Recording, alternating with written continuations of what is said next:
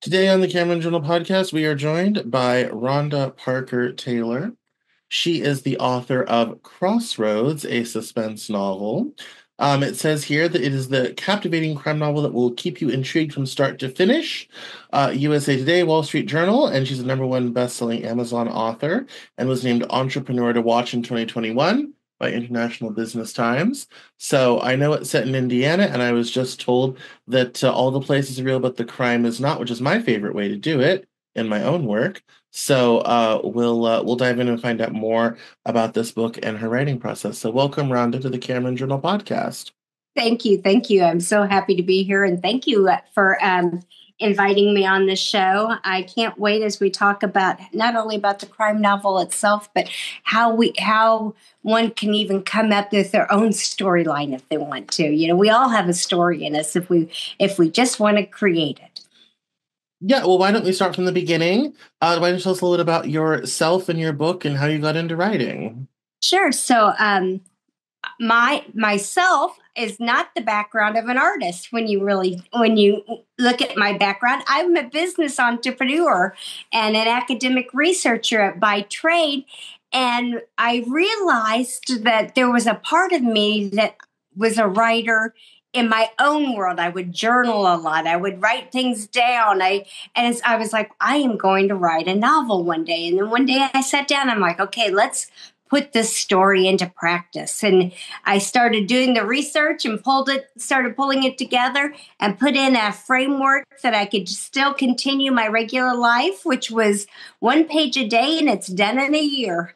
And by doing that, that allowed me the space to be creative, but still not feel the pressure that, oh, I got to get this out in 90 days or 30 days. I'm sure we've all have seen the various different ads out there, write a novel in 30 days or whatever. And for me, that's not the model that works best. For me, it's to get to know my characters and understand them, understand their behaviors and their motivations. Well, why don't we start there from the very beginning then? Why don't you tell us about the characters in the book and the title and what their motivations are?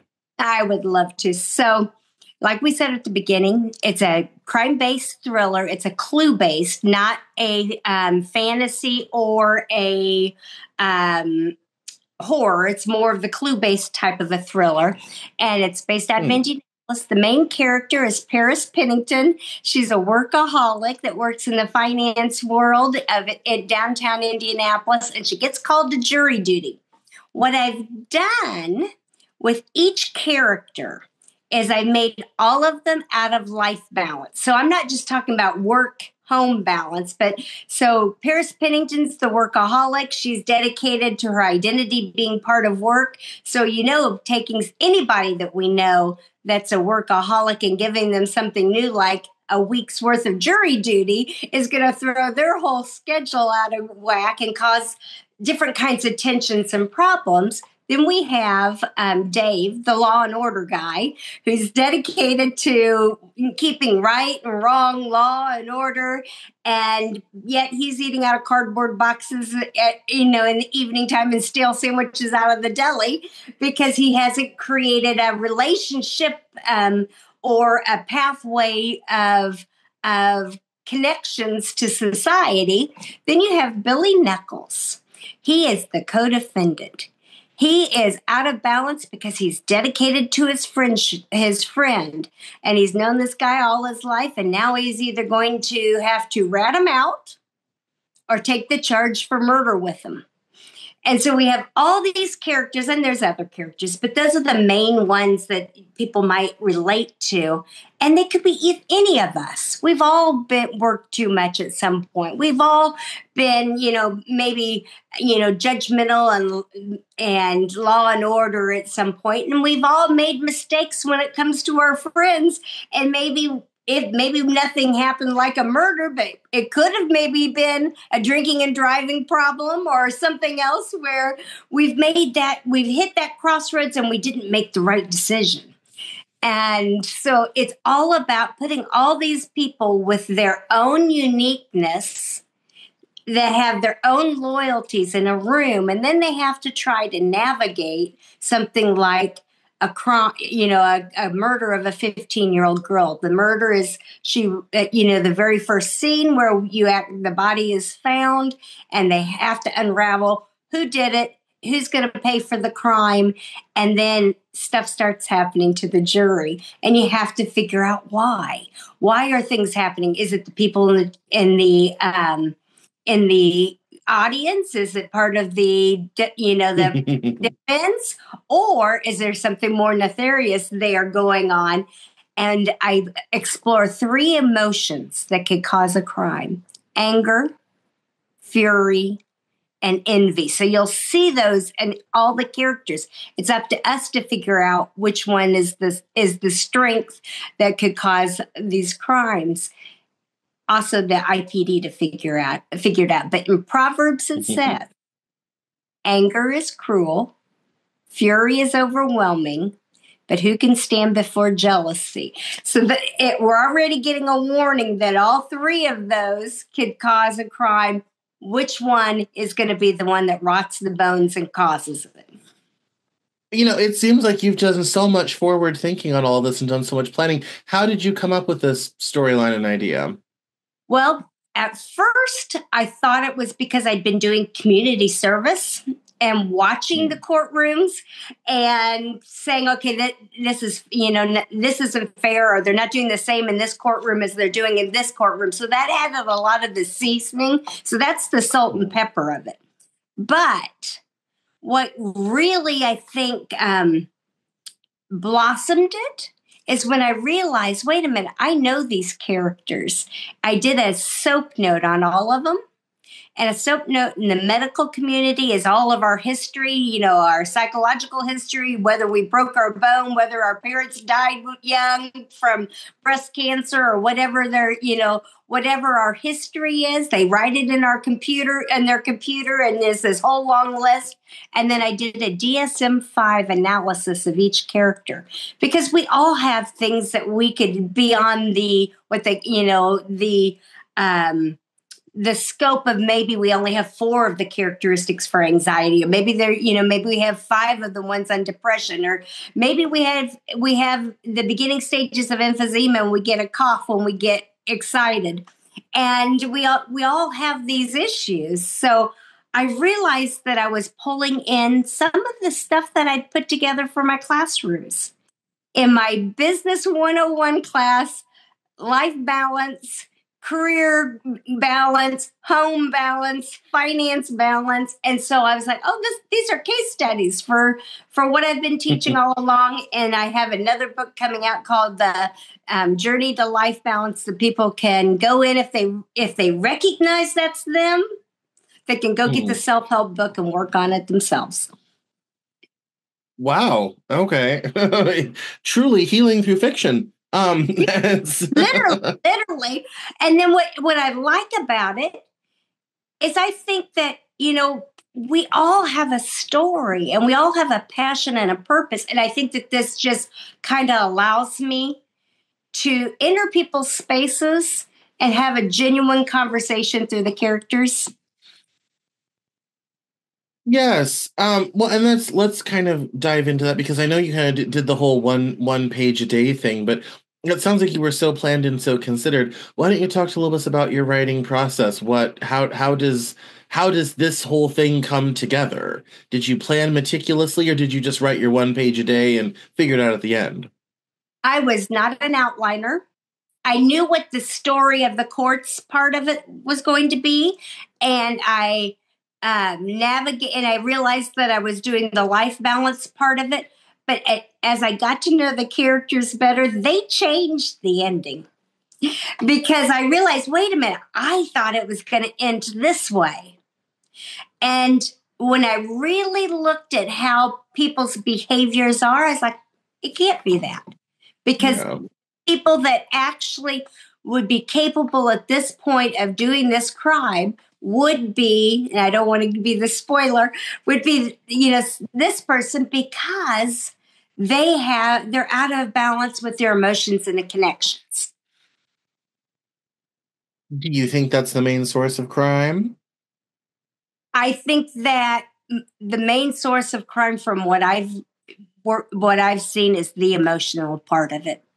People, Mm. there are, of course, there's the ones that have no emotion attached to it, but because I did study that, I did a lot of research. I went to the library, and found one book that's all interviews from serial killers on why they commit the crimes. You couldn't. It was a resource manual that you weren't even allowed to take out of the library because they were afraid it would disappear.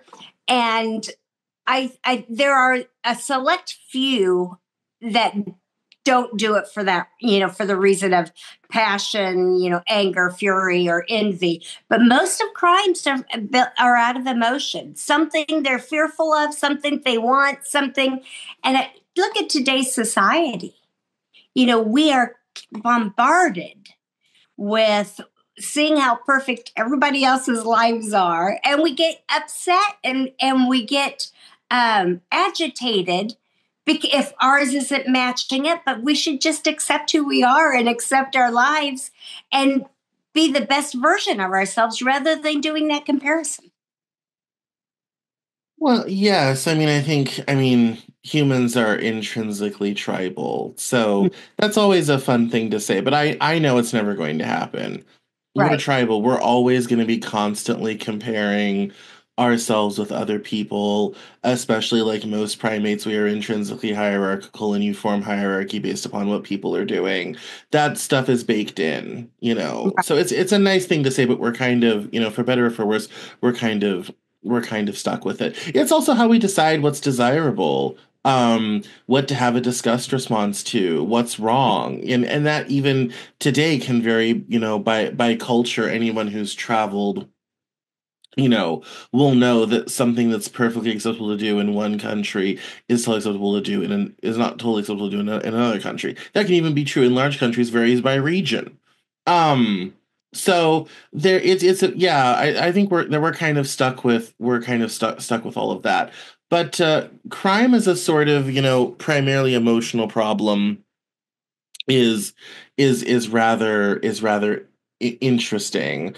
I think because it's very hard, at least I think, it makes it very hard to explain to other people, especially cops and judges and all this type of thing, who are looking for logic when there is no logic to be found. No, and I love nature. This is a perfect example. One of the things that I've done this year, because I've done different seasons of watching different kinds of critters, as they pass through my yard. And this year, I had a really peculiar bird of prey. It was no different than any other hawk that I'd ever seen. It looked the same size, same screech, but he had a different pattern. He Hmm. was more observant of behaviors and became friends with all the other animals in the yard until he got too hungry. That's when that bird of prey decided to would pounce on somebody. Then he'd disappear for a while, and everybody would forget what he had done. And then he'd be out eating with them again and having dinner at the squirrel bowl and running in and out and acting like he's one of them until he was hungry again and hadn't had a successful day. And then he would do it again. But for him, the emotions and the motivation was just the hunger. Right. He was not a particularly good hunter. So he chose a different route to be amongst people and to groom the animals in the yard. In the realm of emotion, he didn't have the emotion, but he did have the motivation. So you put emotion and motivation together, and you get a whole nother literal animal. Yeah, yeah. Well, I mean, I think, but that also kind of goes into the old adage, if you want to reduce crime, the best way to do it is an anti-poverty program. You Mhm. know, Right. if people are less desperate, and people are not struggling to meet their needs, their chances of crime goes down. Right. Because we have So it all have doesn't necessarily solve some things like domestic violence or crimes of passion or things like that. But certainly public and property crimes go down precipitously. It's like, well, why are wealthier areas nicer than poorer areas? You've already said the answer to your question. Because they're wealthier. No one needs to take from the public sphere for their own selves, sort of thing. exactly. It's And you're so right that if we put things into perspective, we could solve this one piece, but then you have to deal with how do you teach people to deal with their emotions? How do you teach people how to deal with their fury and passion? How do you teach them to deal with envy? Wanting because it's something different, wanting to be something that you just aren't. Sometimes we have to yeah. I would like to be 20 again, but guess what?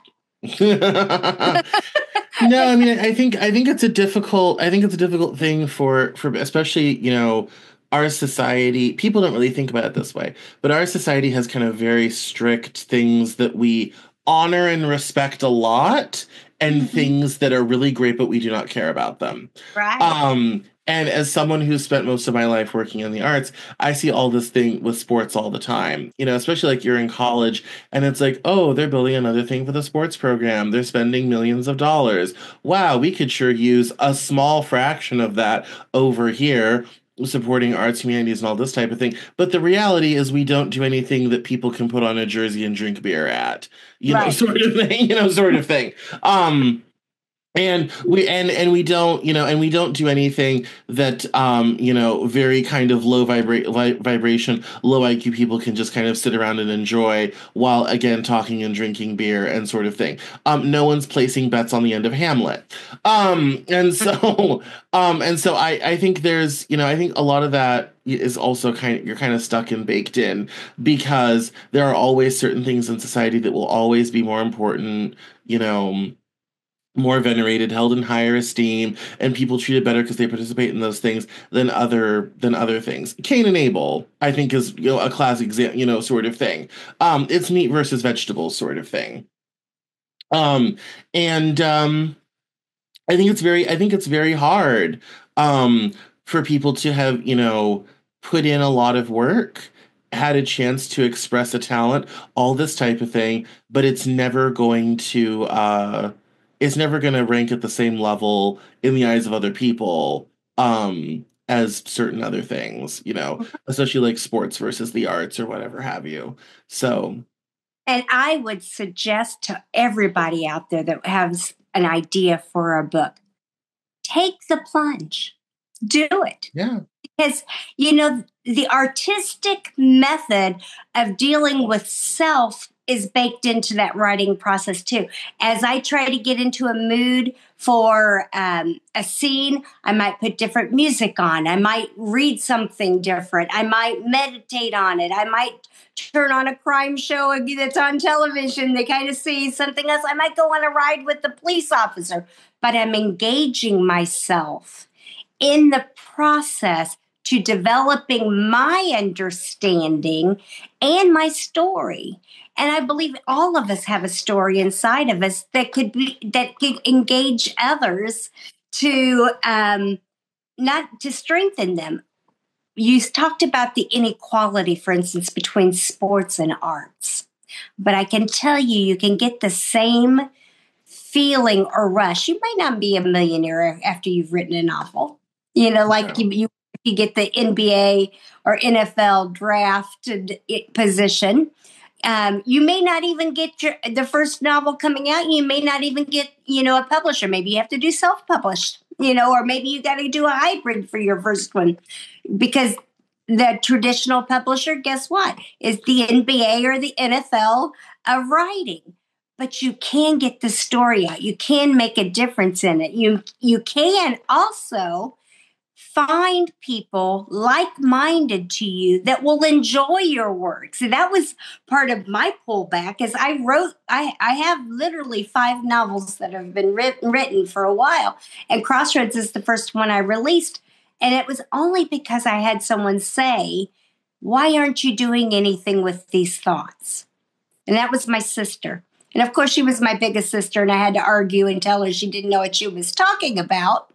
But because she told me I was fearful of being vulnerable. And you know what? She was right. Because when you set your words out there, you are wanting someone to read them. It doesn't mean they even have to like them, but you want them to read it first, right? You want someone to appreciate the work that you put into it. You can get that even with your first novel. You can get hey, this is what I like, but this is what the feedback of where I would improve it. And then your next one gets better, and the next one gets better, and the next one gets better. And eventually then you have more out there. No, certainly true. I was talking about reasons why people commit crimes and have envy and all that sort of thing. But I love that you said that because I'm always encouraging people. I tell people all the time. I just had this on Reddit the other day. There was this Finnish author who was complaining that his English fantasy trilogy had not really gotten anywhere. And so I did a very long, kind of considerate reply. I read his Amazon samples and all this sort of thing. And kind of went through it all, and I asked him several pointed questions about what he had done and all this sort of thing. And I was like, and my advice to him was you have put this stuff out there, but you haven't really developed an audience, people who are interested. So that's kind of your first project. I made some recommendations about how he writes that I think would be helpful and all this sort of thing. But even with people who are very, very new to writing, but I told them the same thing about go find your audience. For people that are new to writing, I always kind of remind them we can do a lot when something's on the page. We can't do anything when there's nothing on the page. He's kind of at the other end of the problem. He has many pages out. He's having trouble getting traction. So I'm saying, there's, go build an audience sort of thing. Engage with your community and go build an audience. But also, you cannot even have that. He's already achieved half of it because he wouldn't have that problem if he didn't have words on the page. Exactly. And so I think it is important to kind of to write down what you have, whatever that is, and go from there, sort of thing. And once you have something on the page, then you can do something, manipulate with it, get rid of it, improve it, all this type of thing. But it's very important to have something, if that's what you're looking to do, sort of thing. Right, exactly. It's yeah. So of all the things to write about, why did you pick crime and suspense? I think for me, because I do so much academic writing, that it was a release for me. And then also, life sometimes has bumps in the roads, and I have experienced different scenarios, even though the book isn't about them. That it allowed me to explore it. I'll give you an example. When I was a teenager, someone pulled a knife on me, and so when I had to come up with how is the girl going to die, I was like, they're going to die by knife, stab wounds. And the reason is that it allowed me to explore the what if. What if something worse had happened? And then I used it not only to engage what it would have been like. I said, okay, so then when the police come after they get the call, there's going to be a senior officer and a rookie. And so then you have this dichotomy between the officers of how does the senior officer help a rookie deal with the fact that this 15-year-old girl has been just discarded on the railroad tracks. Yeah, gotcha. That's yes, and obviously for your setting you must be from Indianapolis then. I am. I love my city, and I want everybody to enjoy it. I put a little historical context in it so that you know why the circle is the way it is, what the city county building looks like, what the mayor's office is, Holiday Park, and then the dead bodies dropped on the railroad tracks because Indiana is known for its railroad tracks. We're the crossroads of America. All the railroad tracks go cross through Indianapolis. If you're going to go to New York to California, you go through Indianapolis. If you're going to go from Chicago to Texas, you're going to go through Indianapolis. So it's the crossroads of America. Each character's got a crossroads. And then it also, the one thing that I haven't mentioned is when you do get those words down, go out there and ask who's going to write the foreword, who's going to endorse it, what's going to be the best for you as a writer to help you gain the traction that you want. In my case, the publisher went out and pitched it to Merrill Hemingway, because with them all being out of life balance, it allowed them also to look at the fact that, hey, wait a minute, this is also something that people could develop. And she decided to write the foreword, and she released a YouTube video. It's titled Merrill Hemingway Praises Rhonda Parker-Taylor's Crossroads. And she talked about, how we all go to that crossroads. And that's the kind of thing that writers can look forward to. They can look forward to the reader when they finally get it. You've reached that audience. Like you said, you got that traction out there. And then she pointed out that when you get to that crossroads, it depends on how you reply to that. And even chocolate has an expiration date. Downtown Indianapolis is fun. I've been there a couple times, so can verify it's an interesting place, including the world's largest steak and shake location, which occupies an entire corner. So it's that's well, I just love this. This is a very homegrown, very normal sort of writing experience for kind of the way the market is now and all this sort of thing. So I'm just really, really impressed with you and your project and all this type of thing. So I hope you let the other 4 come out here soon. Hey, well, the second one of the fiction should be the end of the year. I have the Life Balance book and the Resilience book coming out first.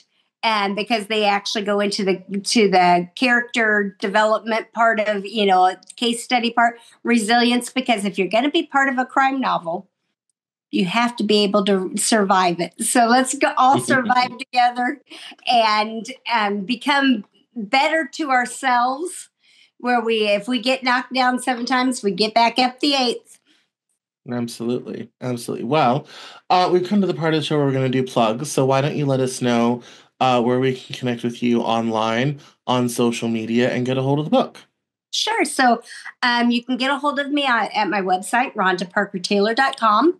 Rhonda's with an H. All my social media's on there. So if you want to follow me in different areas, and also you can sign up for any updates. Also, you can get a hold of Crossroads at any of your Barnes & Noble, BAM, Amazon, all of the major platforms for Goodreads. I had to think there for a second. My brain went to sleep for a second. And if you're in the Indianapolis area or Indiana area, I've got into all the Barnes & Noble and actually signed them so that you could actually find copy. There Wonderful. Are some in Illinois too, but it's been cold. I haven't been traveling as much as usual. Well, yeah, and it's been a cold winter for everybody. So that polar air has been coming down and making everything nice and chilly. So it's good. Well, thank you so much, Rhonda, for coming on the Cameron Journal podcast. Thank you for having me, and everybody out there, have a great day. And if you like Cameron, hit like, subscribe, and follow, because guess what? You'll get more news every day. Well, maybe not every day.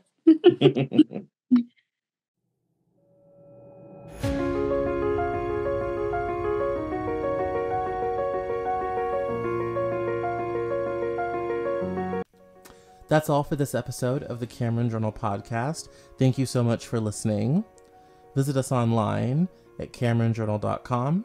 We're on Facebook, Twitter, and Instagram, and I love to talk to my followers and listeners, so please feel free to get us on social media at Cameron Cowan on Twitter, and we'll see you next time on the Cameron Journal podcast.